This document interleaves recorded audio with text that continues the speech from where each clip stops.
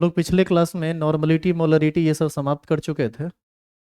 आज स्टार्ट करना है कंसंट्रेशन का एक नया यूनिट जिसका नाम है मोललिटी। तीसरा नंबर होगा ये। चलिए तो हेडिंग।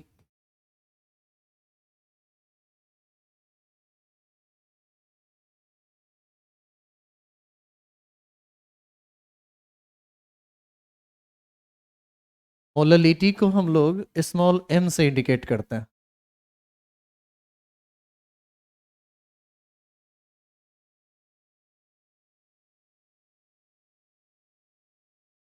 देखिए, मोलरिटी सुनिएगा। मोलरिटी कैपिटल एम होता है और मोललिटी स्मॉल एम होता है। इंडिकेट करने में यही अंतर है दोनों में। और इसका डेफिनेशन और कंसेप्ट का भी एक छोटा सा अंतर ही है। Both are number of moles of solid present in 1 litre of solution. ये है number of moles of solute present in 1 kg of solvent. वहां पर हम चर्चा करते थे 1 लीटर सॉल्यूशन का। यहाँ हम चर्चा करते हैं 1 kg सॉल्वेंट का। यानी इसमें सॉल्वेंट के वॉल्यूम को नहीं, इसमें सॉल्वेंट के मास को कंज्यूम किया जाता है, कंसीडर किया जाता है। क्लियर है ये? नीचे एरो दीजिए, डिफाइन कीजिए। लिखेंगे number of moles of solute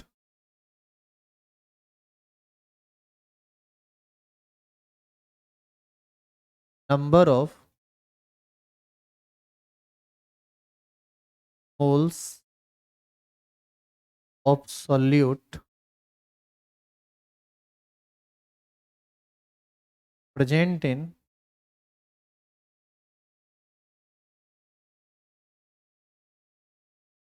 1 kg of solvent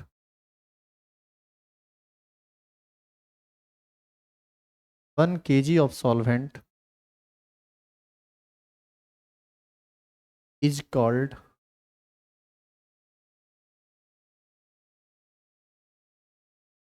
called molality.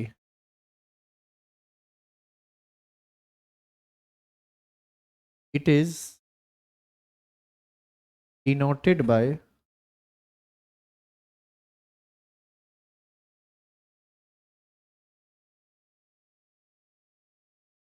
Small M. तो यहाँ से स्मॉल एम का कुछ फॉर्मूला बनेगा, आप उस फॉर्मूला को समझिए। मोलरिटी का क्या फॉर्मूला होता था? Number of moles of solute by volume of solution in litre. क्योंकि वहां पर 1 लीटर में उपस्थित मोल्स होता था, यहाँ पर 1 kg सॉल्वेंट में ना उपस्थित मोल्स है। तो यहाँ पर जो फॉर्मूला बनेगा वो होगा number of moles of solute by weight of solvent in kg। देखिए तो number of moles of solute by weight of solvent in kg। अब ये फॉर्मूला फिर से थोड़ा लंबा चौड़ा हो गया, देखने में बार बार लिखना पड़ेगा। तो इसको भी शॉर्टकट में लिखने का एक तरीका है, उस तरीका को फॉलो कर लीजिए, वो जरूरी।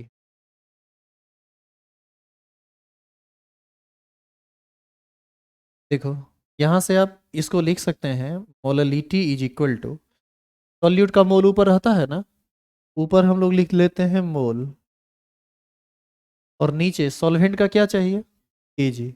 तो हम बट्टा में केजी लिख देते हैं। आपको ध्यान रखना पड़ेगा कि मोल चाहिए सॉल्यूट का और केजी चाहिए सॉल्वेंट का। तो शॉर्टली इसको और करके हम ऐसे लिख सकते हैं, और जब हम आगे यूज करेंगे इसका तो इसी फॉर्म में यूज करेंगे।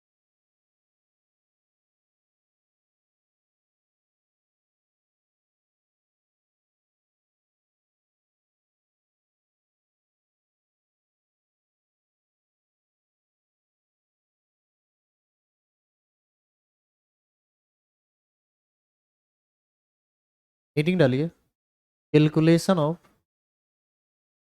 Molality.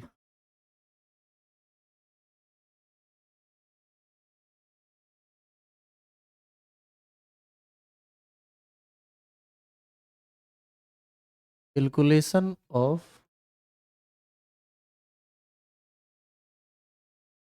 Molality.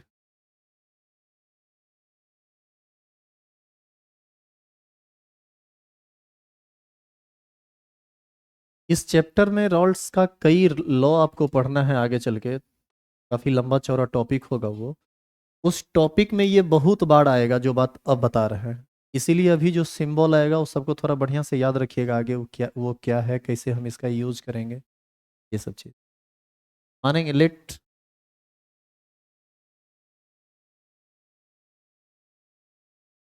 Wait of solvent, sorry, let weight of solute,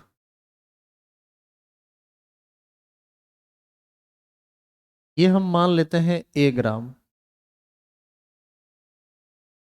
मान लीजिए एक ऐसा सॉल्यूशन है जिसमें सॉल्यूट का वेट कितना है, ए ग्राम।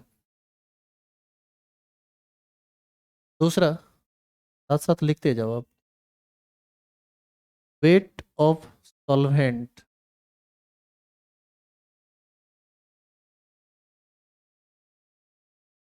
ये है बी ग्राम। तो आपसे पूछेगा बताइए इसका मोललिटी क्या होगा, बताइए क्या करेंगे। सॉल्यूट का जो वेट हमको ग्राम में पता है, उस ग्राम को किस में बदल देंगे, मोल में। और सॉल्वेंट का जो हमको ग्राम पता है, मास, उसको बदल देंगे केजी में। ग्राम को मोल में बदलने के लिए क्या किया जाता है, मॉलिक्यूलर वेट से डिवाइड किया जाता है। और ग्राम को किलोग्राम में बदलने के लिए क्या किया जाता है, थाउजेंड से डिवाइड किया जाता है। तो यहाँ से यदि हम मोल की बात करें, moles of solute,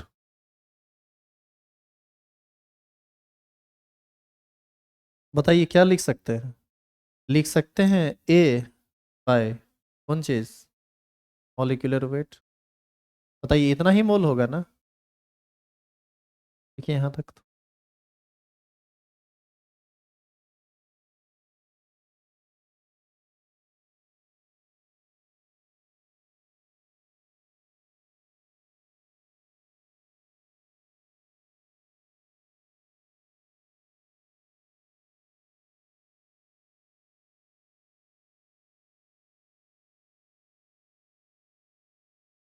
wait of solvent, देखिए नीचे आ गए, वेट ऑफ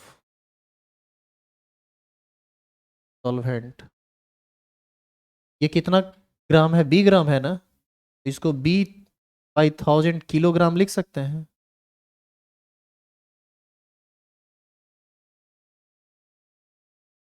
ठीक है यहाँ तक।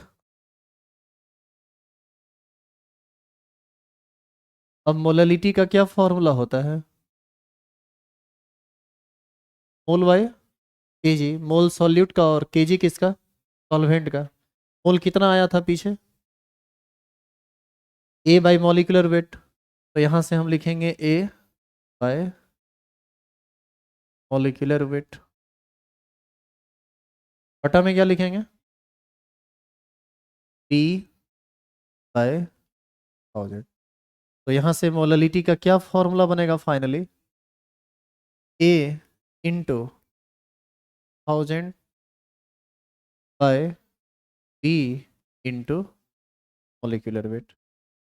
देखो ये जो फाइनल इक्वेशन यहाँ मिला ना, इसी का बार बार यूज होगा कुछ कंसेप्चुअल चीज़ों में।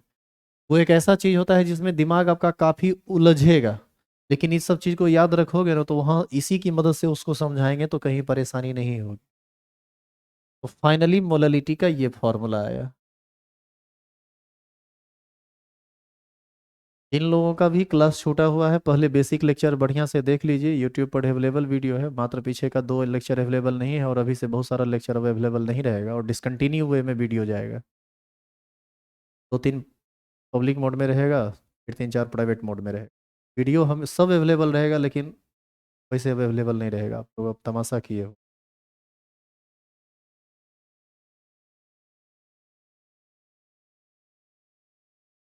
जिनको ऑनलाइन होना है कम्प्लीटली ऐप पर आ जाइए, जो लोग ऑफलाइन हो रहते हैं या ऑफलाइन चाहते हैं वो सिर्फ ऑफलाइन रहिए।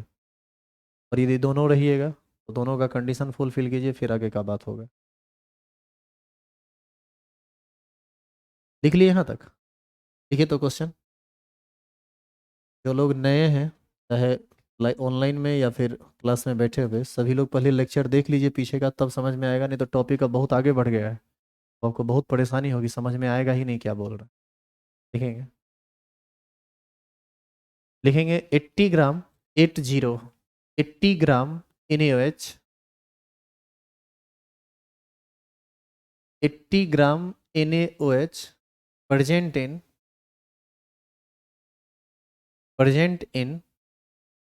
180 ग्राम ऑफ वाटर। 180, 180।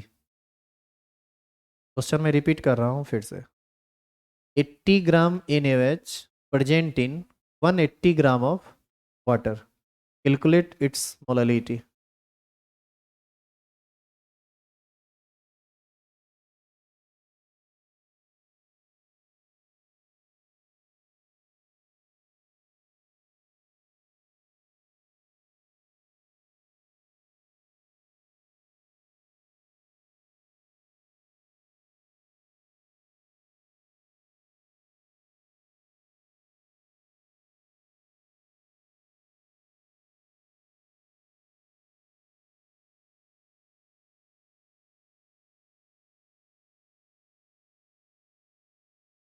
क्या जी बना नहीं अभी तक? इसका तो बहुत इजी है सॉल्यूशन, हम यहीं पर कर दे रहे हैं रेड पेन से। इधर देखो, जो क्वेश्चन दिया गया है इसी फॉर्मूला पर ना बैठा दीजिएगा। मोललिटी, ये क्या है? Wait of solute. सॉल्यूट किसको मानेंगे आप? NaOH को। मास कितना दिया हुआ है? 80 ग्राम, तो ए का वैल्यू हो जाएगा 80 इंटू कितना? 1000 बाय। वेट ऑफ सॉल्वेंट कितना है? वाटर का वेट कितना है? 180, तो यहाँ लिखा जाएगा 180 इंटू NaOH का मॉलिक्यूलर वेट कितना होता है? 40। ये 10 बार में कटेगा ना? अरे सॉरी, भी करने लगे हम। 1 0 1 0 हटाइए, यहाँ से 1 0 1 0 हटाइए। 4 दूना 8 और 9 दूना 18, ये कितना हो जाएगा? 100/9। ये 11 पॉइंट समथिंग आएगा। कितना? 11। अब बताइए, इसका जो आंसर आया वो आया 11.11। इसको हम सुनिएगा इधर, हम चाहें तो इसको लिख सकते हैं 11.11 m, या और करके हम चाहें तो इसी को लिख सकते हैं 11.11 मोल पर केजी। नहीं लिख सकते हैं? तो आप इसको दो दो तरह से लिख सकते हैं। 11.11 स्मॉल m ऐसे लिख दीजिए, या इसी को आप लिख सकते हैं और करके, इसी को आप लिख सकते हैं 11.11 मोल पर केजी। आप दोनों तरह से दिखा सकते हैं।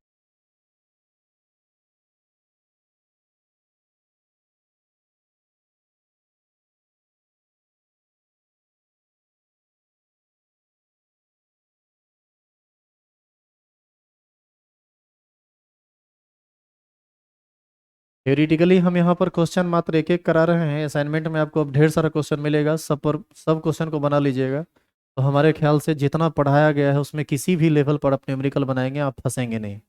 और यदि कहीं आपको परेशानी होती है, कहीं कोई भी लेवल का न्यूमेरिकल हो, आप आके बात कीजिए, हमसे पूछिए, बता देंगे। चाहे आप जिस बुक को फॉलो करते हैं वो आपकी मर्जी। असाइनमेंट बना के किसी भी बुक को बनाएंगे।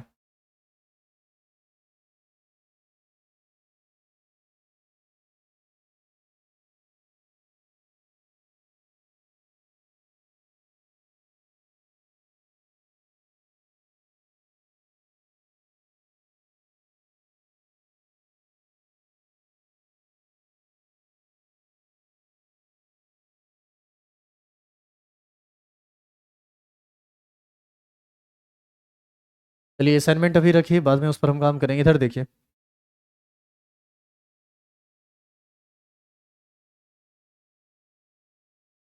अभी उसको रखिए, असाइनमेंट रखिए अभी।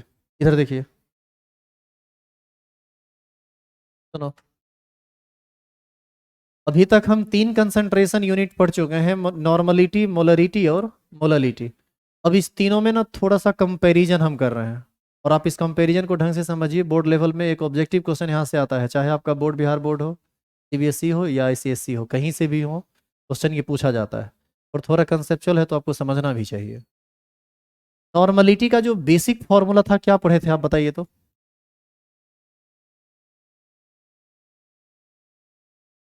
क्या पढ़े थे? ये फॉर्मूला था gram equivalent by volume. Volume किस यूनिट में? लीटर में। मोलरिटी का क्या फॉर्मूला था? मोल बाय वॉल्यूम, किसमें? लीटर में। और अभी मोलरिटी पढ़े ना, इसका क्या फॉर्मूला है? मोल पर केजी। ये यदि हम और इसको ज़्यादा ढंग से लिखें तो ये मोल किसका होना चाहिए? सॉल्यूट का। और केजी किसका होना चाहिए? सॉल्वेंट का। ये बस याद दिलाने के लिए सॉल्यूट सॉल्वेंट लिख दिए हैं।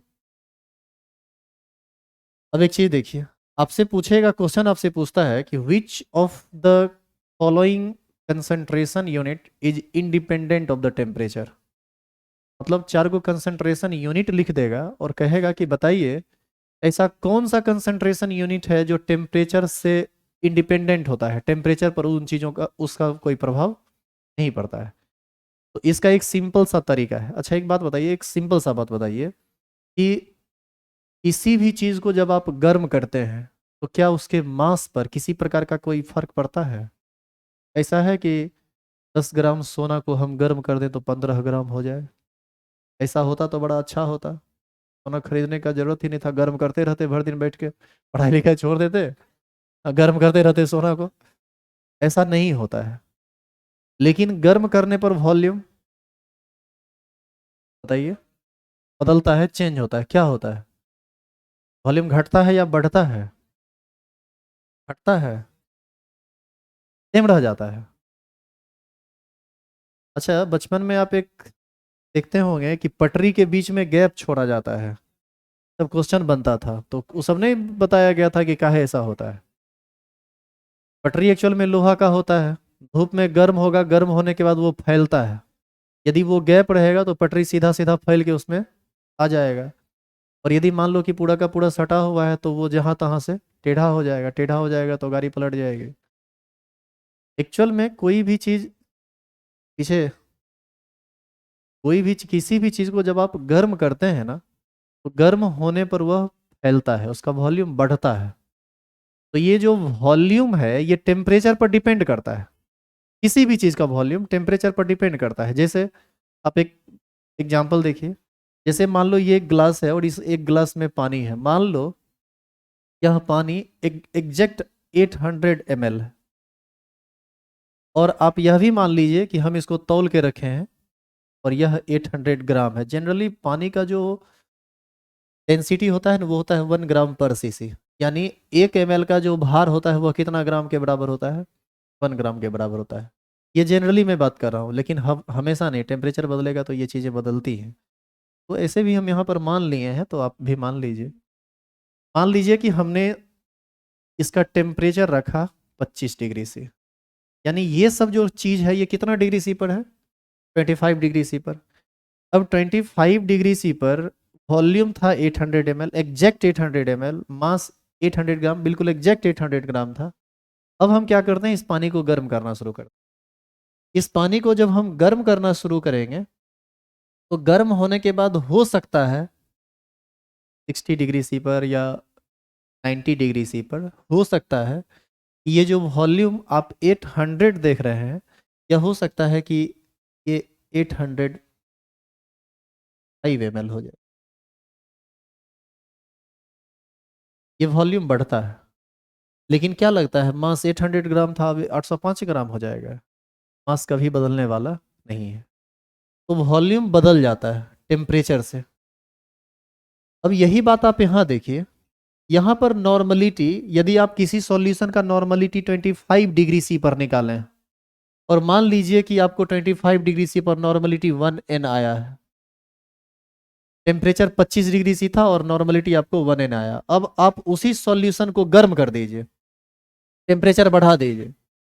अब टेम्परेचर बढ़ाने के बाद फिर से आप उसका नॉर्मलिटी चेक करेंगे तो आप पाएंगे कि वह नॉर्मलिटी 1 नहीं है, ये स्लाइटली डाउन हो जाता है उससे। हो सकता है कि यह कितना आ जाए, 0.98। तो ये असर कहाँ से आया, क्या परेशानी हुआ? ये परेशानी इसलिए हुआ क्योंकि इस फॉर्मूला में वॉल्यूम आया है, और ये वॉल्यूम किसका है, सॉल्यूशन का। 25 डिग्री सी पर जो सॉल्यूशन का वॉल्यूम होगा वह कभी भी 100 डिग्री सी पर नहीं होगा। 100 डिग्री सी पर सॉल्यूशन का वॉल्यूम बढ़ गया होगा, और यदि वॉल्यूम बढ़ गया तो ये ग्राम इक्विवेलेंट तो फिक्स है क्योंकि वो मास है।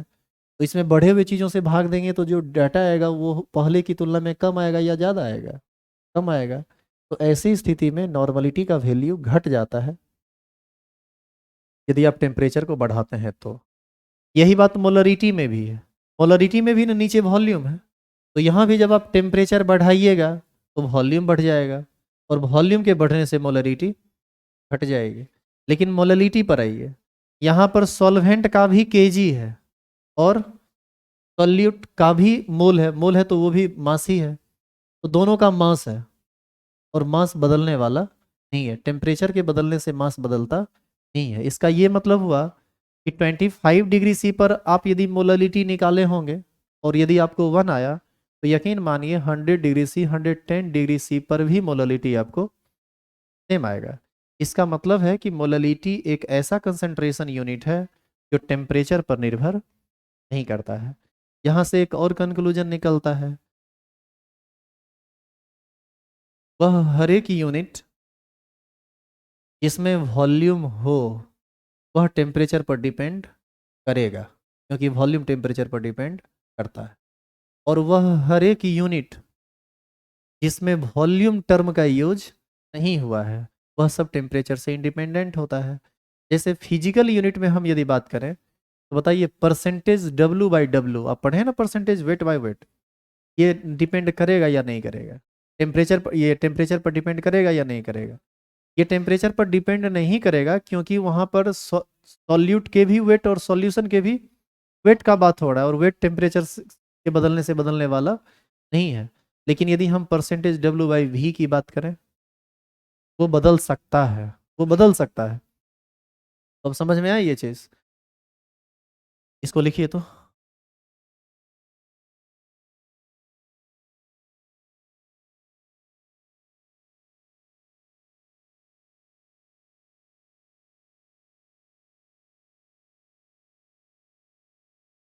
पहले आप इसको नोट कीजिए।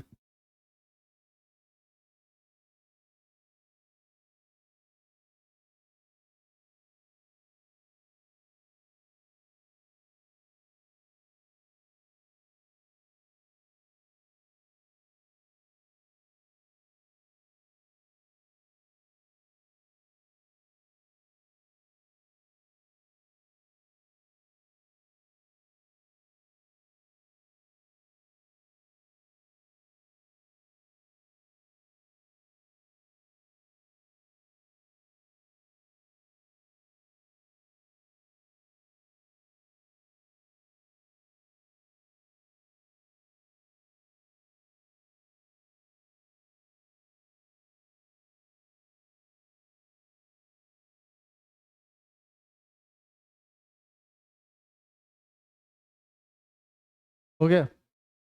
नीचे एरो दीजिए, लिखिए। नीचे एरो दीजिए, लिखिए। लिखेंगे value of normality, value of, ये ऊपर वाला, value of normality and molarity, value of normality and molarity depends on temperature, depends on temperature, but but value of molarity, but value of molarity does not depend on, but value of molality does not depend on temperature. अब देखिए molarity और normality का value temperature पर depend करता है, तो कैसे depend करता है? हम कह सकते हैं value of normality and molarity decreases with rise in temperature due to increase in volume. आया ना? नॉर्मलिटी और मोलरिटी इस दोनों का वैल्यू क्या होगा? घट जाएगा यदि हम टेम्परेचर बढ़ाएंगे तो। क्यों? क्योंकि टेम्परेचर बढ़ाएंगे तो वॉल्यूम बढ़ जाएगा, और वॉल्यूम बढ़ेगा तो नॉर्मलिटी और मोलरिटी घट जाएगा। नेक्स्ट एरो देखिए, value of normality and molarity, value of normality and molarity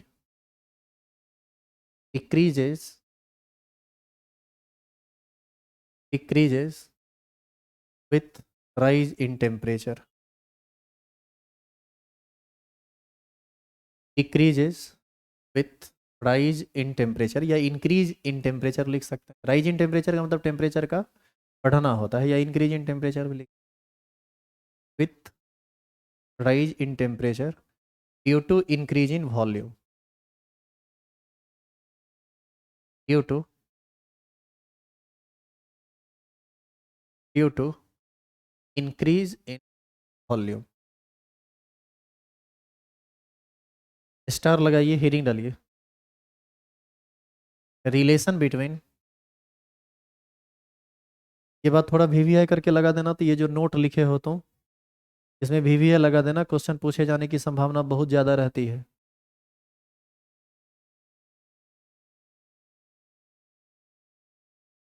star लगाइए, हेडिंग डालिए, रिलेशन बिटवीन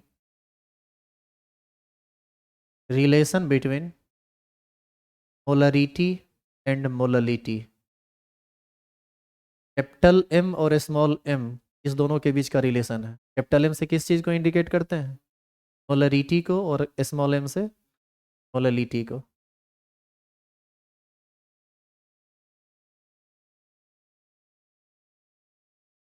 लिख लिए?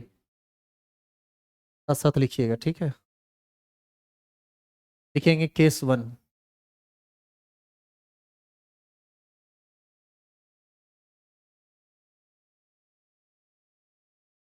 If density of solution,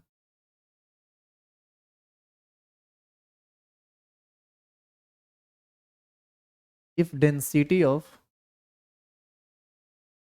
solution is given।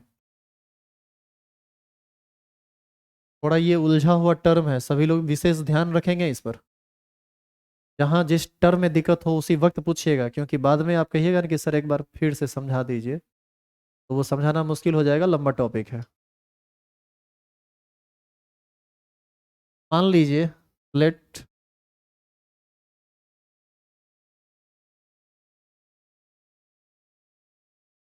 Molarity is equal to capital M. मान लीजिए किसी सॉल्यूशन का मोलरिटी कितना दिया हुआ है? Capital M. चूंकि मोलरिटी को तो हम लोग एम से ही ना इंडिकेट करते हैं, और चूंकि हमको फॉर्मूला डिराइव करना है, तो हम कोई एग्जैक्ट वैल्यू नहीं मान सकते हैं, बाद में देखेंगे उसको। मान लीजिए कि कोई सॉल्यूशन का मोलरिटी कैपिटल एम है, लिखते जाइए साथ साथ, मोलरिटी स्मॉल एम है, डेंसिटी जिसको हम लोग स्मॉल डी से इंडिकेट करते हैं, या छोड़िए, डेंसिटी ई ग्राम पर सीसी है। पहले आप ये बताइए, डेंसिटी का फॉर्मूला क्या होता है? Mass by volume. अब देखिए, मास को यदि हम ग्राम में लें और वॉल्यूम को यदि सीसी में लें, तब ना यूनिट आएगा ग्राम पर सीसी।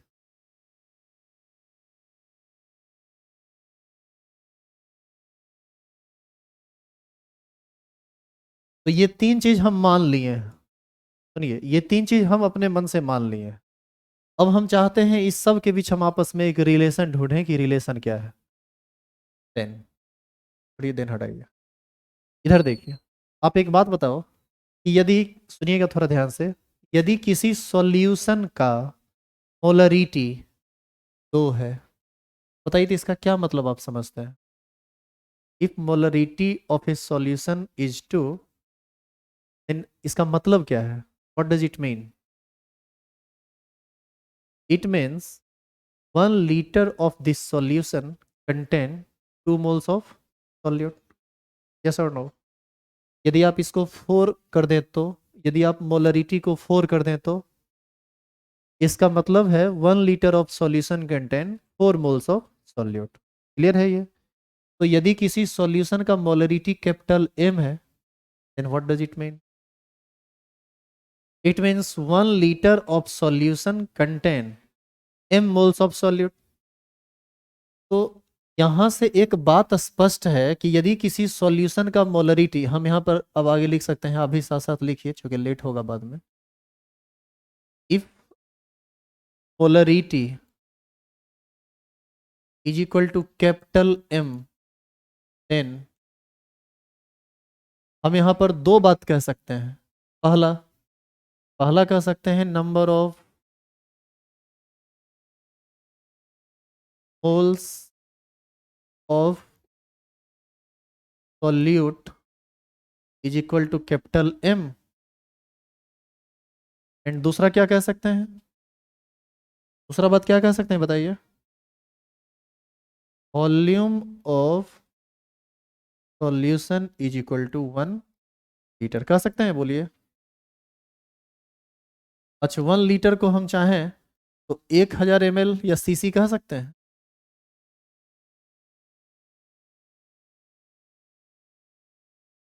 आप ये बताओ कि जितना बात अभी हम लिखे हैं, क्या इसमें किन्हीं को कोई परेशानी है? डेंसिटी कितना दिया हुआ है क्वेश्चन में? डेंसिटी ऑफ सॉल्यूशन डी ग्राम पर सीसी, हम लिख देते हैं डी ग्राम पर सीसी। अब ये बताओ कि वॉल्यूम ऑफ सॉल्यूशन दिया हुआ है, डेंसिटी ऑफ सॉल्यूशन दिया हुआ है, तो क्या हम मास ऑफ सॉल्यूशन निकाल सकते हैं? हाँ या ना? क्या होगा mass of solution? Mass of solution ये 1000 इंटू डी होगा क्या? 1000 इंटू डी ग्राम लिख दें? पहले आप ये बताइए कि कितना आदमी को ये बात समझ में नहीं आया, ये लास्ट वाला। यदि नहीं समझे तो इधर देखिए। डेंसिटी बराबर होता है मास बाय वॉल्यूम, तो मास बराबर क्या होगा? डेंसिटी इंटू वॉल्यूम, हाँ या ना? अब देखो, वॉल्यूम ऑफ सॉल्यूशन दिया हुआ है, डेंसिटी ऑफ सॉल्यूशन दिया हुआ है, तो मास नहीं निकाल सकते हैं। VDM से हम दो दिया हुआ रहेगा तो एक नहीं निकाल लेंगे। तो यहाँ मास निकालने के लिए डेंसिटी को किस चीज़ से मल्टीप्लाई करना पड़ेगा? वॉल्यूम से। तो वही तो हम किए हैं, डेंसिटी इंटू वॉल्यूम ही ना किए हैं। आप एक और चीज़ देखिए, यहाँ ये सीसी में है। अच्छा, यहाँ पर हम 1 liter नहीं लिए, हम यहाँ पर 1000 लिए। क्यों? क्योंकि डेंसिटी सीसी में था ना, तो वॉल्यूम को भी किस में लेना पड़ता? सीसी में। तो पता चल गया कि सॉल्यूशन का मास कितना है। कोई दिक्कत नहीं है इसमें। अच्छा बताइए, मास ऑफ सॉल्यूट निकाल सकते हैं आप? मास ऑफ सॉल्यूट, क्या ये निकलेगा आपसे? निकलेगा। काहे निकलेगा? काहे कि number of moles of solute पता है। यदि आपको number of moles of solute पता है तो निश्चित है कि आप उसका मास यानी वेट निकाल सकते हैं। कैसे? मॉलिक्यूलर वेट से गुना करके। आप याद कीजिए, आपको फॉर्मूला बताया गया है, मोल बराबर क्या होता है? वेट बटा मॉलिक्यूलर वेट। तो वेट बराबर हो जाएगा मोल इंटू मॉलिक्यूलर वेट। तो यहाँ से मास ऑफ सॉल्यूट के जगह पर हम लोग लिख दें कैपिटल एम, ही कैपिटल एम मोल ही था ना ये, तो इसको हम लोग लिख दें ये M मोल है।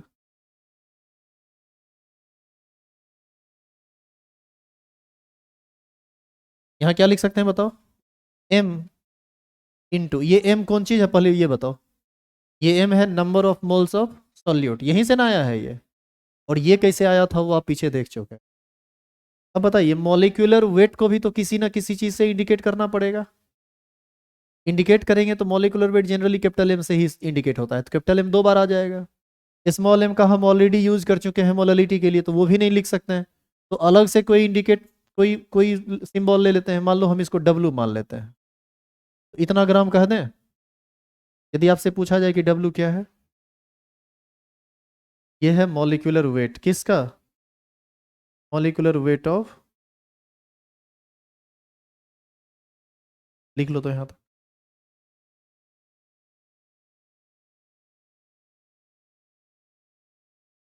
अभी हम लगातार डेटा को एकत्र कर रहे हैं। इसका ये कर क्यों रहे हैं ये आपको 1 मिनट के बाद समझ में आएगा।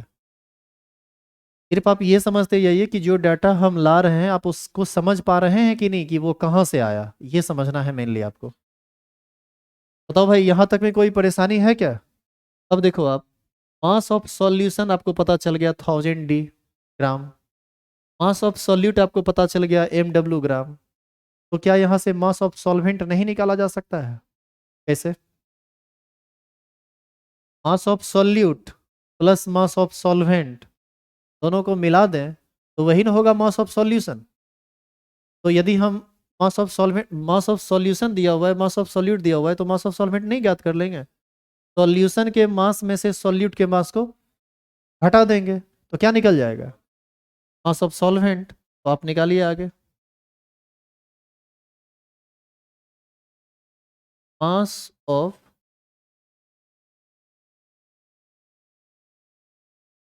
सॉल्वेंट बराबर क्या लिखें बताइए? अब उतना लिखते नहीं, हम डायरेक्ट डाटा लिख दें वहाँ।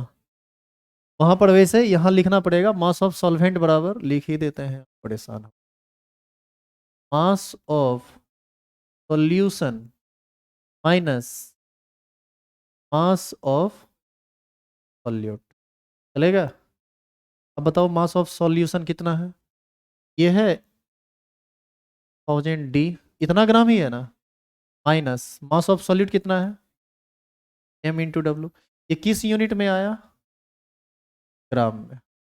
यदि हम इसको केजी में बदलें तो 1000 से डिवाइड करना पड़ेगा। 1000 D माइनस MW बटे कितना, 1000। कौन चीज? अब ये किस यूनिट में आ गया? अब देखिए, हम वेट ऑफ सॉल्वेंट निकाल चुके हैं, वेट ऑफ सॉल्यूट निकाल चुके हैं, वेट ऑफ सॉल्यूशन निकाल चुके हैं, सब ने निकल चुका है। अब आप हमको बताइए कि मोललिटी का क्या फॉर्मूला होता है? मोललिटी का फॉर्मूला होता है number of moles of solute by KG. KG किसका? केजी सॉल्वेंट का। देखिए मास ऑफ सॉल्वेंट आया है केजी में, और मोल किसका? सॉल्यूट का। Number of moles of solute कितना है, M। अब कुछ लोगों को समझ में यहाँ नहीं आएगा, थोड़ी परेशानी हो सकती है, सुनिएगा क्या कन्फ्यूजन होता है बाद में। कुछ लोग कहेंगे कि सर यहाँ पर जो आप कह रहे हैं कि मोल है सॉल्यूट का और total number of moles of solute M आया है, तो हम इस M को number of moles of solute ही क्यों माने, हम इसको मानेंगे मोलरिटी। आया ना? आप कह सकते हैं कि नहीं? तो हम आपको ये कहेंगे कि यदि वॉल्यूम ऑफ सॉल्यूशन 1 लीटर हो जाए तो number of moles of solute और मोलरिटी ये दोनों आपस में सेम होता है। आपको यदि मोलरिटी ही मानना है तो मान लीजिए, कोई फर्क नहीं पड़ता है, वो ही number of moles of solute है, क्योंकि वॉल्यूम ऑफ सॉल्यूशन कितना है, 1। क्लियर है ये? और हम उसी 1 पर ना चल रहे, 1000 D वगैरह तो इसी से ना आया है। तो यहां से अब बताओ मोल के जगह पर क्या लिखेंगे? अच्छा, मोललिटी को किस चीज से इंडिकेट करते हैं? स्मॉल m से। Number of moles of solid की जगह क्या लिखेंगे? कैपिटल M बटा, वो कितना था बताओ?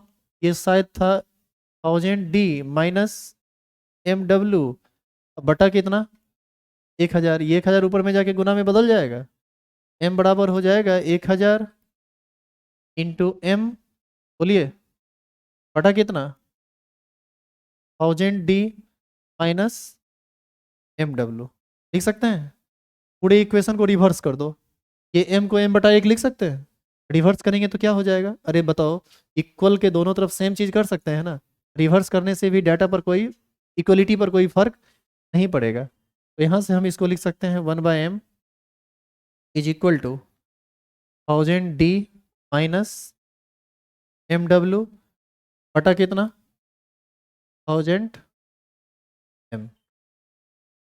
इसी को हम चाहे तो लिख सकते हैं 1/m is equal to 1000 D बट्टा 1000 M माइनस MW बटा 1000 M। लिख सकते हैं ऐसा, क्योंकि एक बार फिर से LCM लेंगे तो यही ना आ जाएगा। लेकिन एलसीएम लेने के लिए ऐसा किए नहीं है। अब इसको हम काटेंगे कुछ कुछ, 1000 से 1000 कट जाएगा, एम से एम कट जाएगा। बताइए क्या बचेगा? यहाँ से बचेगा 1/m is equal to d/m minus w/1000। इस माइनस को उधर लेके चले जाए तो 1/m प्लस w/1000 बच जाएगा। राइट साइड क्या बचेगा? d/m। तो हम लिख सकते हैं d/m is equal to 1/m plus w/1000, लिख सकते हैं।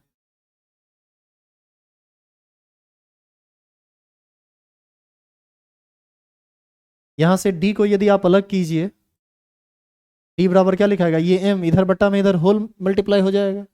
यहाँ हम लोग लिख सकते हैं capital M into 1/m plus w/, ये आया फाइनल रिलेशन।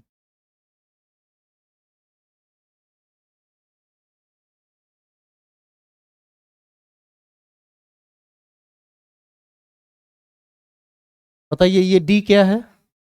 डेंसिटी इन ग्राम पर सीसी। m क्या है? Molarity of solution. m क्या है?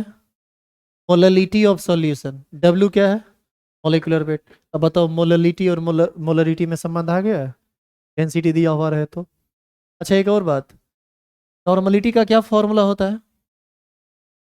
nm होता है। यहाँ से m को साइड करें तो n/n हो जाएगा क्या? अरे बताओ, कैपिटल M के बदले ये लिख सकते हैं कि नहीं? इस फॉर्मूला में यदि हम कैपिटल M के बदले n/n रख दें तो वो नॉर्मलिटी और मोलरिटी का ना रिलेशन हो जाएगा। एक टर्म वो भी आपको लिखना पड़ेगा। पहले ये बताइए यहाँ तक हो गया क्या? हो गया? इधर मिटा दें? अच्छा बस एक ही लाइन है। भाई लेट तो हो रहा है बहुत। हटेगा नहीं। राइट आर्म रहता तो कहीं एडजस्ट कर दे, लेफ्ट आर्म से नहीं होता है।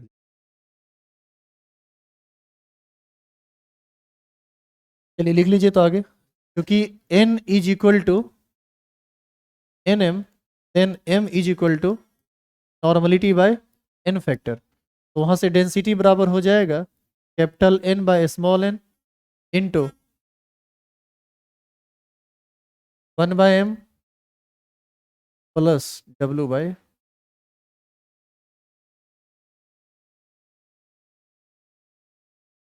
ये आपका नॉर्मलिटी और पोलरिटी का रिलेशन है। आप ये बताइए, इधर चेंज कर दें क्या? पहले आप ये बताइए कि सबको समझ में, किसको किसको समझ में नहीं आया? सबको आ गया? खैर यदि आ गया तो ठीक है, नहीं आया तो उनके लिए बता दें। जिनको समझ में आ गया अच्छा, नहीं समझ में आया तो बहुत अच्छा। इसलिए ये बात बोल रहे हैं क्योंकि बोर्ड एग्जाम से कोई लेना देना इसका नहीं है। यदि आपको समझ में नहीं आया तो सिर्फ रिजल्ट याद रखिएगा। मात्र एक न्यूमेरिकल एनसीईआरटी में इस थ्योरी पर है। लेकिन यदि आप आईआईटी एडवांस और आईआईटी के लिए सोच रहे हैं तो आपको ये समझना चाहिए। कल घर पर जाइए, बढ़िया से इसको देखिए, दिक्कत हो तो फिर आके पूछ लीजिएगा।